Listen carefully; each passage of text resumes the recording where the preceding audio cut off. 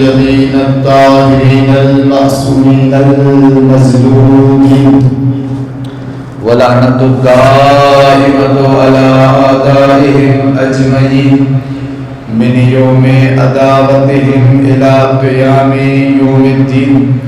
أما بعد فقد قال الرحمن في القرآن بسم الله الرحمن الرحيم قل جاء الحق وزهق الباطل إن الباطل كان زهوقا. درود پڑھیں مدارن کے ساتھ.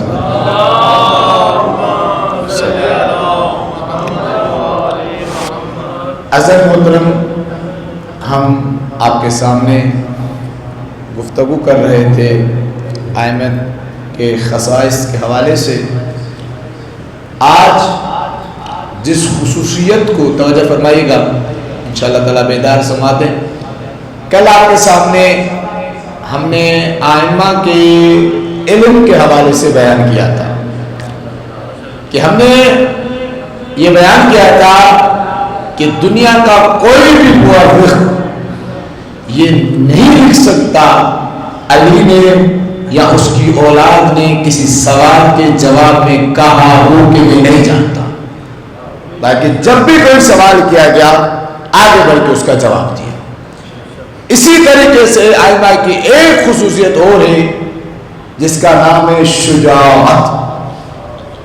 یہ وہی اور ان کی اولاد کی، چاہے امیر المومنین ہوں یا ان کے بچے ہوں، یہ وہ ہیں کہ کسی ضعیف سے ضعیف راوی نے یہ نہیں لکھا کہ کبھی کسی میدان کو چھوڑ کے بھاگے ہیں نہ کسی بھاگنے والے کا پیچھا کیا ہے. امیر المومنین جب زرع بیچنے گئے، توجہ کیجیے گا، مولا کو جب رسول خدا نے حکم کیا کہ فاطمہ کی شادی کے لیے آپ کچھ تیاری کریں، تو امیر المومنین کے پاس تو جو بھی آتا تھا وہ لٹا دیا کرتے تھے. تو اس زرع جو پہنتے تھے اسے بیچنے کا حکم جب ہوا، مولا اس زرع کو بازار میں لے گئے، کوئی خریدار نہیں مل رہا تھا. معلوم ہے کیوں؟ کیونکہ لوگ جو زرع پہنتے تھے وہ آگے کی طرف سے ہوتی تھی، پیچھے کی طرف سے ہوتی تھی. علی کی واحد زرع تھی جو فقط آگے کی طرف سے تھی، پیچھے کی طرف سے نہیں تھی. کہا کہ مولا اس زرع پہ اپنے پیچھے کی طرف سے لوہا کیوں نہیں لگوایا؟ اگر کوئی پیچھے سے حملہ کر دے تو مولا مسکرائے کہتے میں کسی کو پیٹھ دکھا کے بھاگتا ہی نہیں. پیچھے سے حملہ کرتا ہوں جب میں پیٹھ دکھا کے حملہ کرنے کا کسی کو موقع دوں. علی تو وہ ہیں جن سے کوئی شخص سامنے آنے کی ضرورت نہیں کرتا. علی وہ ہیں جن کے مقابلے کے لیے آیا ہے. علی سے مقابلے کے لیے اگر تاریخ میں دیکھیں تو فقط دو شخص جنہوں نے آگے بڑھ کے علی سے مقابلہ کیا. ایک کا نام عمر ابن عبدور تھا جو خندق کو پار کر کے آیا تھا، دوسرے کا نام مرہب تھا. لیکن ابن عبدور جب علی کے سامنے آیا تھا، علی نے اس کے سر پر ایک ضربت ماری تھی، وہ واسطے چند ہو گیا تھا. اس علی کی ایک ضربت کے لیے محمد نے آگے بڑھ کے کہا تھا علی کی ایک ضربت ثقلین کی باطن سے افضل ہے. دوسری جب یہ مرحب آیا تھا، مرحب نے کیا کیا تھا؟ مرحب وہ تھا 39 دن تک مسلمان جاتے رہے، علم لے کے جاتے تھے، واپس ڈنڈا لے کے آتے تھے، مرحبا چھوڑ کے آتے تھے. کیوں؟ مرحب سے کوئی نہیں لڑا تھا. میں خیبر نہیں پڑھ رہا، میں صرف ایک جملہ پڑھ کے آگے بڑھ جاؤں گا. مرحب سے جب علی نے مقابلہ کیا اور امیر المومنین نے جب اس کو واصل جنم کیا، در خیبر کو کہا سارے فضائل آپ کے سامنے، مولا پلٹ کے آئے. مولا کے پلٹتا آتا دیکھ کے لوگوں نے حیرت کی. معلوم ہے کیوں؟ کیونکہ مرحب نے کئی قسم کے زیورات اور موتیوں سے جڑا ہوا لباس پہنا ہوا تھا. جو شخص قتل کرتا تھا پہلے لباس لوٹتا تھا. لوگوں نے کہا یا علی آپ نے مرحب کا نہ سونا لوٹا نہ چاندی لوٹی، آپ ایسے واپس آئے. مولا نے فرمایا یہ وہ لوٹے جو لوٹنے گیا ہوں، میں تو حلیم تھا، میں تو رسول کے حکم سے اسلام کو فتح دلانے گیا تھا. علی اور ان کی اولاد کی خصوصیت میں سے ایک خصوصیت شجاعت، اور ایسی شجاعت جو فقط میدان میں نہیں بلکہ ہر مقام، آپ کی توجہ میری طرف رہے، بلکہ ہر مقام میں شجاعت نظر آتی ہے۔ اگر آپ کی سماعت میں بیدار ہے تو میں آپ کی سماعتوں کا امتحان لیکن ایک جملہ آگے کر کے بڑھتا ہوں۔ جب امیر شام تخت پہ بیٹھا تھا، اس نے امام حسن کو بلایا۔ شجاعت دیکھیں، شجاعت فقط لڑنے کی نہیں ہوتی، کہیں کہیں بولنے کی شجاعت چاہیے۔ جب امیر شام نے امام کو بلایا، لوگوں کو بٹھایا، توجہ رکھیے گا، لوگ بیٹھے تھے، کہا کہ جب امام آئے تم کہنا میرے باپ نے میراث میں اتنے باغات چھوڑے، اتنے اونٹ چھوڑے، اتنی بکریاں چھوڑی، دوسرا اس سے بڑھ کے بتائے، تاکہ امام حسن نوز باللہ بن ذالک شرمندہ ہو جائے۔ میں مولا سے کہوں گا آپ کے بابا نے کیا چھوڑا، کیونکہ علی کے پاس جو کچھ تھا وہ یتیموں کو دے دیتے تھے، چھوڑا تو کچھ نہیں، تو علی کا بیٹا شرمندہ ہو جائے گا۔ جیسے امام آئے، ان لوگوں نے بولنا شروع کیا، جب یہ بول چکے امام علیہ السلام مسکرائے اور کہتے ہیں امیر شام، مقابلہ ان کا اور میرا نہیں ہے، مقابلہ تیرا اور میرا ہے، ضرورت ہے تو منبر سے اٹھ کر آپ نے میرے کان میں بتا تیری ماں کا کردار کیا تھا، کیا میں منبر پہ جا کر اپنی ماں فاطمہ کا کردار کیا تھا؟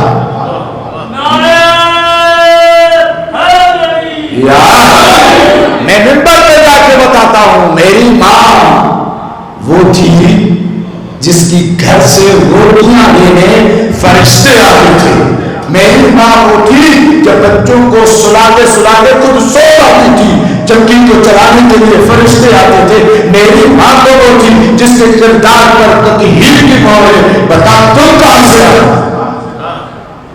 ایسا محترم، شجاعت آئمہ کا وہ خاصہ ہے، آئمہ کی وہ خصوصیت ہے کہ کائنات کا ہر شخص بات کا اعتراف کرتا نظر آتا ہے علی اور اولاد علی کے پاس سب کچھ ملے گا لیکن کبھی بھی ڈر نہیں ملے گا۔ وہ علی جو تلواروں کے سائے میں سو جائے، ان کے بیٹے امام حسین کی شجاعت کے کیا کہنے، مولا حسین کی جہاد و جنگ کے کیا کہنے، میرے مولا کی جرت کے کیا کہنے۔ جب مروان نے مدینے کے دربار میں کہا تھا کہ اگر آج حسین چلا گیا، توجہ کیجیے گا، آج اگر حسین چلا گیا پھر کبھی بھی ہاتھ نہیں آئے گا، حسین کی گردن کو اڑا دے۔ امام نے کہا تھا کہ تمہاری ضرورت ہے کہ میری گردن کو اڑا دو گے؟ اتنی بڑی جنگ کی ہے، توجہ کیجیے گا، اتنی بڑی جنگ کی ہے، میں مسائل میں نہیں جا رہا، صرف اشارہ کر رہا ہوں مولا حسین کی جنگ کا۔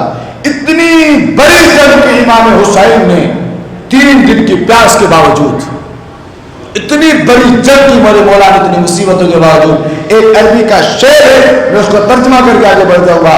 اس عربی کے شعر میں شاعر کہتا ہے جنگوں کی جب مثال دی جاتی تھی تو علی کی مثال دی جاتی تھی، کبھی خندق کی مثال، کبھی علی کی خیبر کی مثال، لیکن جب کربلا کے بعد کبھی بھی جنگ کی مثال دی جاتی تھی تو علی کی نہیں حسین کی مثال دی جاتی تھی، کیونکہ سب پانی پی کے لڑے تھے، حسین پیاس سے لڑے تھے۔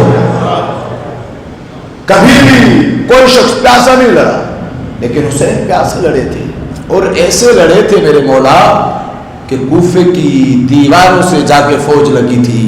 لوگوں نے کہا تھا یہ پیاسا ہے، مولا نے کہا تم مجھے پیاسا سمجھتے ہو، میں فرزند حیدر کرام۔ اور آئمہ کی شجاعت کی ہر مثال اپنی جگہ پر، لیکن جب آئمہ کی شجاعت کو دیکھتے ہیں ہر جگہ پہ آپ کو ملے گی، صفین میں ملے گی، جمل میں ملے گی، نہروان میں ملے گی۔ جب امیر المومنین جنگ صفین میں لڑ رہے تھے تو جناب مالک اشتر، سلام ہے ان کی ذات پر، توجہ میری طرف ہے، تو جناب مالک اشتر نے مولا سے کہا یا علی لوگ آپ کو جانتے ہیں، آپ کے سن و سال کو جانتے ہیں، علی کی شجاعت دیکھیں، آپ کے سن و سال کو دیکھتے ہیں، یہ مہدی ہے، ایسے خطاب کر دیں تاکہ لوگوں کے سامنے آپ جواب نظر آئے۔ مولا نے کہا جانتے ہیں علی بوڑھا ہو گیا ہے، لیکن یہ بھی جانتے ہیں علی شیر ہے۔ بوڑھا ہو جانے کے بعد بھی شعر رہتا ہے اسی جنگ میں. ایک شخص آیا توجہ میری طرف رہے, قرآن کی آیت پڑھتا ہوا آیا. جب کبھی توجہ کیجیے گا مجاہد لڑنے کے لیے آتا تھا کوئی نہ کوئی شعر پڑھتا تھا. یہ جو علی سے لڑنے کے لیے آ رہا تھا اس نے شعر نہیں پڑھا, اس نے قرآن کی آیت پڑھی. کیا؟ بسم اللہ الرحمن الرحیم اما یتساءل عن النبأ العظیم. یہ 30ویں پارے کی آیت ہے, پہلی آیت پڑھتا آ رہا سورہ نبأ. مولا کے صحابی نے تلوار نکالی, کہتا یار اس کی گردن اڑاؤں. مولا نے کہا نہیں. کہ مولا کیوں؟ امام نے کہا اس لیے ابھی اگر تم نے اس کو مار دیا لوگ کہیں گے علی کے صحابی نے قرآن کے قاری کو قتل کیا, وہ قرآن پڑھتا آ رہا ہے. کہ مولا پھر اس کو چھوڑ دوں, آپ کے ساتھ گستاخی کر رہا ہے. مولا نے کہا نہیں, پہلے میں اسے قرآن کا دشمن ثابت کروں گا, اسے دین کی دعوت دوں گا, قبول کرے گا تو ٹھیک ہے ورنہ اس کو میں قتل کروں گا. مولا کیسے؟ امام نے کہا اس کو قریب آنے دیں. یا مولا نے کہا حل تدری مل مراد من نبأ العظیم. کیا تو جانتا ہے, توجہ میری طرف ہے, کیا تو جانتا ہے جو قرآن پڑھ رہا ہے کہ اللہ تعالیٰ کہہ رہا ہے کہ لوگوں کو نبأ عظیم کے بارے میں پوچھا جائے گا, لوگوں سے سوال کیا جائے گا نبأ عظیم کے بارے میں جس کے بارے میں لوگوں نے اختلاف کیا, جس کو لوگوں نے قبول نہیں کیا. بتا تو صحیح اس نبأ عظیم سے مراد کیا ہے؟ یہ جو بہت بڑی خبر ہے نبأ عظیم اس سے مراد کیا ہے؟ توجہ کیجیے گا. وہ کہتا ہے یار اس سے مراد جنت ہے, اس سے مراد جنت میں. مولا نے کہا نہیں, اس سے مراد نہ جنت ہے نہ جنت میں, کوئی اور خبر ہے. مولا کہتے ہیں کیا؟ ایک قرآن کے قاری تمہارے اندر اتنی جرت ہے, حسبنا کتاب اللہ, ہمارے لیے کتاب کافی کا نعرہ لگانے والے, تو قرآن سے پوچھ سکتا ہے کہ تمہیں قرآن بتائے کہ یہ نبأ عظیم کیا ہے؟ یہ کہتا ہے یا علی قرآن تو خاموش ہے, قرآن کیسے بولے گا؟ مولا مسکرا کے کہتے ہیں اگر میں چاہوں تو یہ قرآن بولے گا, میں چاہوں تو یہ قرآن بولے گا. مولا نے اپنے صحابی سے کہا جاؤ قرآن کا نسخہ لے کے آؤ. قرآن کا نسخہ اس وقت کسی بھی صورت میں تھا, چمڑے پہ لکھا تھا, کھال پہ لکھا تھا, کچھ بھی تھا. مولا نے اس نسخے کو بلایا, اس نسخے کو صحابی سے کہا سینے سے لگاؤ. اس نے سینے سے لگایا. مولا نے قرآن کی طرف اشارہ کیا, اے قرآن بتا لوگوں کو یہ جو خبر ہے بہت بڑی جسے لوگوں نے مانا نہیں, قیامت کے دن لوگوں سے اس خبر کے بارے میں پوچھا جائے گا. یہ خبر کون سی ہے؟ وہ قرآن جو لوگوں کی نظر میں خاموش تھا. علی کے حکم پر بول رہا کہ لا یعنی القرآن من نبأ عظیم هو ولایتک. یا علی یہ تو بڑی خبر ہے, کوئی اور نہیں, یہ تیری ولایت کی خبر ہے جو کبھی نہیں. یا مولا نے جب قرآن سے یہ اقرار لے لیا, مولا نے کہا اب تو مان. توجہ کیجیے گا, اس سے بڑا جملہ لگے گا کہ اب تو مان, اس نبأ عظیم کو اب تو مان. کہتا ہے یا علی نہیں مانوں گا, میں تو آپ سے لڑنے کے لیے آیا ہوں. مولا کا صحابی قدموں پہ گرا, کہتا ہے یا علی اتنی بڑی دلیل دی دی آپ نے, اس قرآن کے نسخے نے گواہی دے دی, پھر بھی آپ کو نہیں ماننا. مولا مسکرا کہتے ہیں مجھے ماننا اتنا آسان تھوڑی ہے, اپنی ماں کو دعا کیا جائے. مجھے مانا اتنا آسان تھوڑی ہے, میری ولایت اتنی آسان تھوڑی ہے. پھر مولا نے تلوار لی, مولا نے اس کی گردن کو اڑا دیا اور یہ کہا کہ لوگوں دیکھو اگر میں مومن کے ہاتھوں کو بھی کاٹ دوں, کہوں مجھ سے دشمنی کر, مومن مجھ سے دشمنی نہیں کرے گا.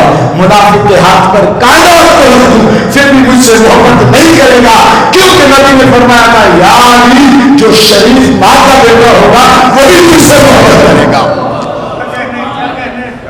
عزیز محترم, شجاعت, ایک مرتبہ درود پڑھیں محمد علیہ محمد کے ساتھ.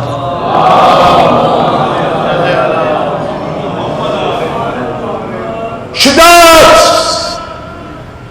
وہ اہل بیت کے گھرانے کی صفت ہے جو کسی اور میں نہیں پائی جاتی.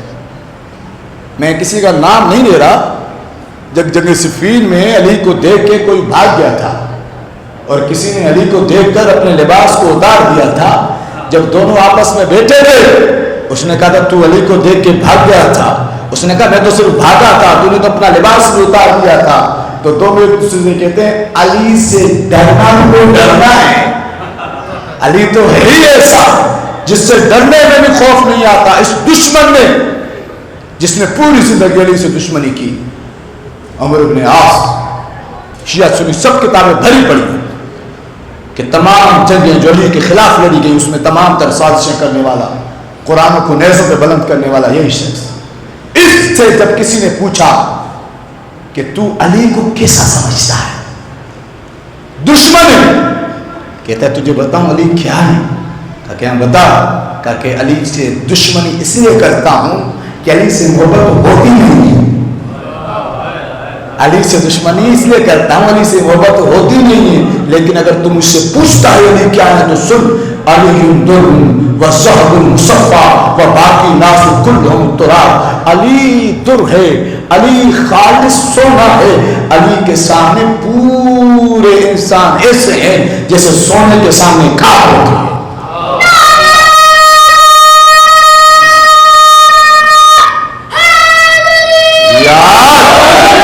عزیزان محترم, شجاعت, اسی شجاعت نے یہ جو آپ فرش عزا پہ بیٹھے ہیں, یہ جو آپ ماتم داری کرتے ہیں, یہ جو مجلس کرتے ہیں, یہ آپ نہیں کرتے اگر یہ علی کی بیٹی یزید کی دربار میں شجاعت نہ دکھائیں. یہ جو آپ سب کچھ کرتے ہیں تمام تر پابندیوں کے باوجود آپ کو ڈر نہیں لگتا. معلوم یہ عطا کس کی ہے؟ یہ اس کی عطا ہے جو یزید کے دربار میں کھڑے ہو کے کہہ رہی تھی خدا کی قسم حسین جیت گئے. عزیزان محترم, یہ خدا کا قانون ہے, یہ اللہ کا نظام ہے کہ اس نے کبھی بھی ظالم کو عزت نہیں دی, ہمیشہ مظلوم کو عزت دی. آپ دیکھ لیں جناب ابراہیم کا واقعہ آپ کے سامنے. نمرود جو تھا, توجہ میری طرف رہے, نمرود جو تھا فقط ابراہیم کو قتل کرنا نہیں چاہتا تھا, بلکہ آگ اس لیے جلوائی اتنے دنوں تک تاکہ لوگوں کے سامنے ابراہیم کا تماشا بنے, تاکہ لوگوں کے ذہنوں میں ابراہیم کے لیے ڈر بٹھا دے کہ ابراہیم کا ساتھ نہیں دینا, ابراہیم بننے کی کوشش نہ کرنا. لیکن آپ نے دیکھا خالق نے کیا کیا, لکڑیاں اس کی, آگ اس کی, عزت ابراہیم کو دی, زمین اسے کیا. آپ دیکھیں فرعون کے دربار میں جادوگر فرعون نے منگوائے تھے. توجہ آپ میری طرف ہے, میں ایک طرف اشارہ کر کے گزر جاؤں گا. جادوگر فرعون نے منگوائے, کرسیاں فرعون نے منگوائیں, عزت خدا نے موسیٰ کو دی. موسیٰ نے ایک عصا دیکھا, پورا نقشہ بدل گیا. یہی تو ہوا تھا کربلا کے بعد. 1400 کرسیاں یزید نے لگوائی تھی, 1400 سردار یزید نے بلائے تھے. علی کی بیٹی نے ایک جملہ کہا تھا, چپ ہو جاؤ. علی کی اس بیٹی کی اس آواز میں خدا نے اتنی ضرورت رکھی کہ وہ 1400 کرسیوں والے بھی گھس گئے, جھک گئے, یزید بھی جھک گیا. اور علی کی بیٹی نے پیغام دیا, ہمارے پاس جو شجاعت ہے وہ فقط تلوار والی نہیں ہے, ہم تلوار سے بھی زخمی کرتے ہیں اور ہماری زبان بھی ذوالفقار کا کام ہوتی ہے. یعنی علی کی بیٹی نے ذوالفقار کا کام کیا اور ایسا یزیدیت کو زخمی کیا کہ آج تک یزیدیت سر چھپاتی پھر رہی. آپ سارے خصائص حدیثوں کی کتابیں پڑھ لے, چاہے راوی اصلی ہو یا جعلی, آپ کو پتہ چل جائے گا ساری خوبیاں پیدا کر دی, سارے لقب دے دیے, ہمیں کوئی اعتراض نہیں. ضرورت ہے تو آگے بڑھ کے تو علی کی طرف شجاع تھے. ہم تو کہتے ہیں سیناتان کے ہمارے مولا کبھی بھی کسی جنگ سے نہیں بھاگے. ایک بات عرض کر دوں, آج جیسے سماعت ہوگی نظر, ایک شخص آیا کہتا ہے مولا آپ اتنی بڑی جنگیں لڑتے ہیں, آپ کے گھوڑے کی اسپیڈ نہیں ہے, آپ کا گھوڑا تیز نہیں بھاگ سکتا, گھوڑے کو بدل دیں. علی نے کہا ضرورت ہی نہیں ہے. کہا کیوں؟ کہ تیز گھوڑا 2 وجہوں سے رکھا جاتا ہے, یا میدان سے بھاگنا پڑے یا بھاگتے رہنے کا پیچھا کرنا پڑے. نہ علی نے کبھی بھاگا ہے نہ بھاگنے کا ارادہ ہے, تو گھوڑے کو متبدل کرنے کی ضرورت کیا ہے؟ شجاعت. علی کی شجاعت ایک طرف, اور علی کی عبادت ایک. اگر علی کی شجاعت سمجھ میں آئے تو علی کی عبادت کو مت بھولیے گا. علی کی عبادت علامہ طاہر القادری خدا انہیں سلامت رکھے، انہوں نے علی کی محبت میں بہت کچھ لکھا ہے. جو صحیح لکھا ہے اس کے لیے جزاک اللہ، جو غلط لکھا ہے خدا ہدایت دے. وہ لکھتے ہیں کسی شخص نے ان سے سوال کیا، کم از کم لاکھوں کا مجمع تھا، ان کا ایک بہت بڑا ادارہ، کہ آپ بہت علی لیے کرتے ہیں. اس نے کہا میں اس لیے کرتا ہوں، میں سنی ہوں اور سنت رسول یہ ہے کہ علی علی کیا جائے. سنت رسول یہ ہے کہ علی علی کیا جائے. تو کہا کہ میرا سوال ہے آپ سے، آپ خلیفہ اول کا ذکر کم کیوں کرتے ہیں؟ تو اس نے کہا نہیں میں کرتا ہوں. کہا کہ نہیں آپ کم کرتے ہیں. کہا کہ دونوں میں فرق کیا ہے؟ خلیفہ اول حضرت ابو بکر صدیق رضی اللہ تعالیٰ عنہ، مسلمانوں خلیفہ اول، ٹھیک ہے نا. تو کہا کہ دونوں میں فرق کیا ہے؟ توجہ کیجیے گا جملے پر. کہا کہ دونوں میں فرق کیا ہے؟ کہا کہ فرق سنو گے؟ کہا کہ ہاں. کہا کہ فرق جو ہے مسلمان کا سجدے کے ذریعے سمجھ میں آتا ہے. میں نے کہا نبی کی عبادت کی بات کی، کہا کہ سجدے کے ذریعے سمجھ میں آتا ہے. کہا کہ ہاں. کہا کہ اگر بتاؤں پہلے خلیفے سجدہ نہ کرتے تو کیا ہوتا؟ کہ اگر زندگی میں کبھی بھی سجدہ نہ کرتے لوگ انہیں مسلمان نہ سمجھتے، کیونکہ سجدہ مسلمان ہونے کی نشانی ہے. کہ اس لیے خلیفہ اول نے سجدہ کیا تاکہ لوگ انہیں مسلمان بھی سمجھیں، پھر خلیفہ بھی بنا لیں. ہمیں کوئی اعتراض نہیں، جس کی مرضی جس کو مانے، کیونکہ کوئی علی کو مانے تو نبی ہے، علی کو نہ مانے تو ولی ہے. طاہر القادری کہتے ہیں یہی تو فرق ہے. علی اگر سجدہ نہ کرتے لوگ انہیں مسلمان نہیں بلکہ لوگ علی کو اللہ سمجھ لیتے. یا علی نے سجدہ کر کے بتا دیا وہ اللہ کتنا عظیم ہوگا جس کے سامنے علی بھی جھکتا ہے. وہ اللہ کتنا عظیم ہوگا جس کے سامنے علی بھی جھکتا ہے. فقط جھکتا نہیں، یہ کہہ کے جھکتا ہے الہی کفا بحسن ان تکون ربا، الہی کفا بفخرا ان اکون عبدا. اے اللہ میری عزت کے لیے یہی کافی ہے کہ تو میرا رب ہے، میرے فخر کے لیے یہی کافی ہے کہ میں علی تیرا رب ہوں. تو حضرت محترم علی کی عبادت اور علی کی شجاعت، علی کی اولاد کی عبادت اور علی کی اولاد کی شجاعت کو آپ کبھی نہیں بھول سکتے.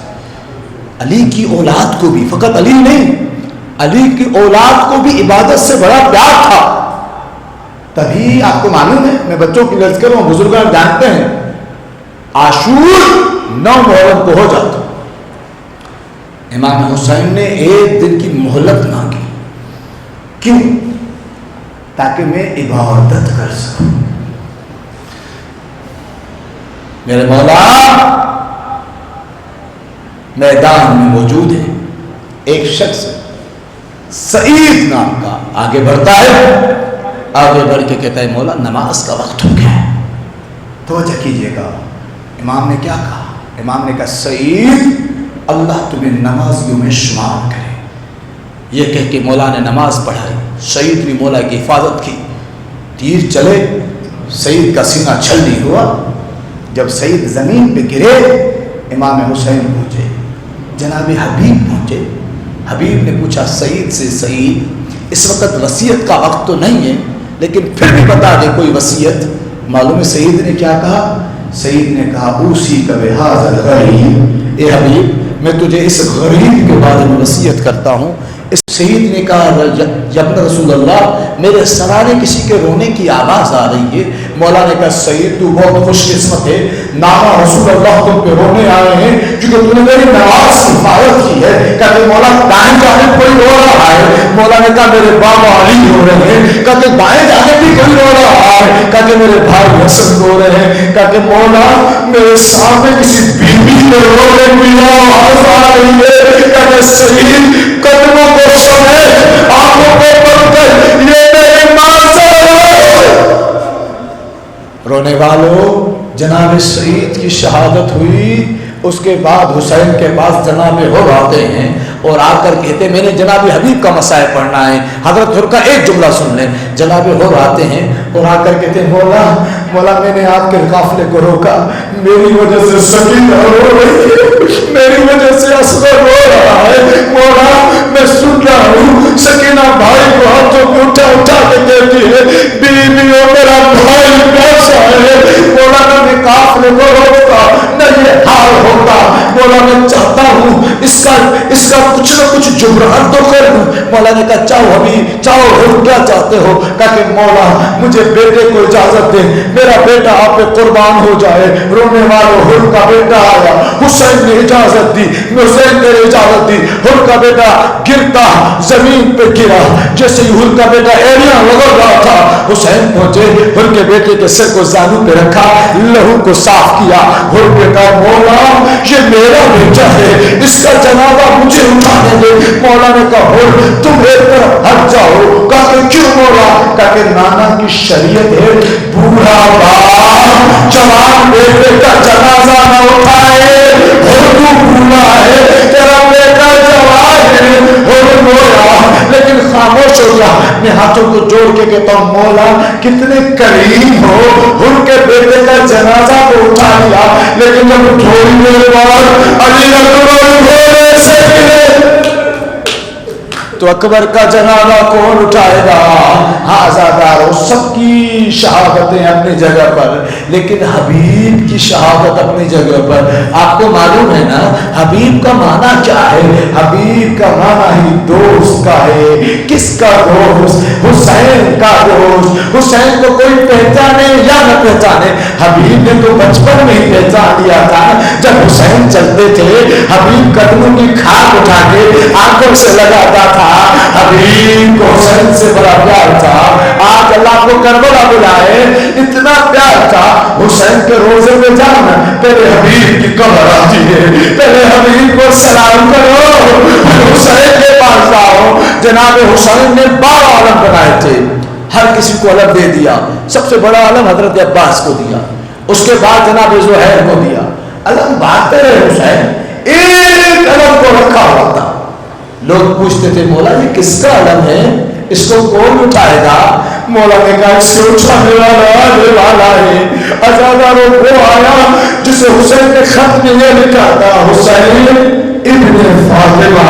حبیب میں اتنا غریب ہو گیا ہوں کہ میں باپ کا نام لکھ رہا ہوں, حبیب آ جاؤ. حبیب نے تمام رکاوٹیں توڑی, میں نہیں پڑھ رہا بیان نہیں کر رہا, رکاوٹیں توڑ کر جب حبیب حسین کے پاس پہنچے نا, حسین نے حبیب کا استقبال کیسے کیا؟ ہم شکل پیغمبر سے کہا کہ بیٹا آگے بڑھو, چچا حبیب کا استقبال کرو, ابا آگے بڑھو, حبیب کا استقبال کرو. حسین نے حبیب کو سینے سے لگایا اور کہا لوگوں دوست ایسے ہوتے ہیں جیسے میرا حبیب ہے. حبیب جب آئے خیموں میں ہلچل مچی. عزاداروں کیسے سنیں گے اس جملے کو؟ خیمے کا پردہ ہٹا, فضا رو کے کہتی ہے حبیب تجھے زینب نے سلام کہلوایا ہے. بیوی زینب کا سلام آیا. حبیب زمین پر بیٹھ کے رو کے کہتے ہائے قربان مجھ غلام کو علی کی بیٹی نے سلام کہلایا. میں کہتا ہوں حبیب تو خوش قسمت ہے, تجھے سلام کہلوایا, تو رو رہی ہے, تو رو رہا ہے, لیکن تھوڑی دیر بعد یہی زینب ہوگی شمر کا ہاتھ زینب کی طرف. رونے والوں حبیب نے مولا سے کہا مولا مجھے اجازت دیں. مولا نے حبیب کو اجازت دی. کسی دوست کو مرنے کی اجازت دینا آسان کہا تھا, حسین نے اجازت دی. حبیب گئے, لڑتے لڑتے زمین پر حبیب گرے.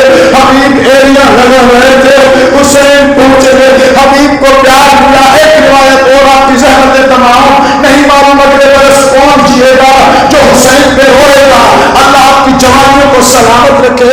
حبیب کو حسین نے اٹھایا, حبیب کا جنازہ آیا. روایت میں نہ ہوتا نہ پڑتا, جیسے حسین کی بہن حسین پہ روئی تھی ویسے حبیب کے جنازے پہ روئی اور کہتی ہے حبیب کے جنازے پہ پیٹ کرو تاکہ لوگوں کو پتا چلے زینب کو حبیب عزیز تھا. رونے والوں جب جنازوں کی پامانی کی باری آئی حبیب کا جنازہ اٹھ گیا. معلوم ہے کیوں؟ کہ جس کے وارث ہوتے ہیں نا اس کا جنازہ مار نہیں ہوتا، لیکن حسین کا جنازہ گھوڑوں کی زد میں امام زمانہ کہتے ہیں دائیں کے گھوڑے بائیں گھوڑے، بائیں کے گھوڑے دائیں گھوڑے. اس کے بعد سب سے پہلا سر جو کاٹا گیا نا وہ حبیب کا تھا، وہ نیزے پہ بلند کیا گیا. سر حبیب چلا کربلا سے چلا لیکن شام میں ہی پہنچا. معلوم ہے کیوں؟ جب کوفہ میں پہنچا حبیب کا ایک بیٹا تھا جس کا نام تھا قاسم ابن حبیب. قاسم نے حملہ کیا، اپنے بابا کے سر کو چھینا اور سینے سے لگایا. لوگوں میں کہتا جاتا ہے جس کا بیٹا زندہ ہو اس کے باپ کا سر بازاروں میں درباروں میں نہیں جاتا. میں کہتا ہوں حبیب کے تیری محبت میں سلام، لیکن آہستہ بول کہیں سید سجاد. اللہ لعنت اللہ علی الظالمین. سید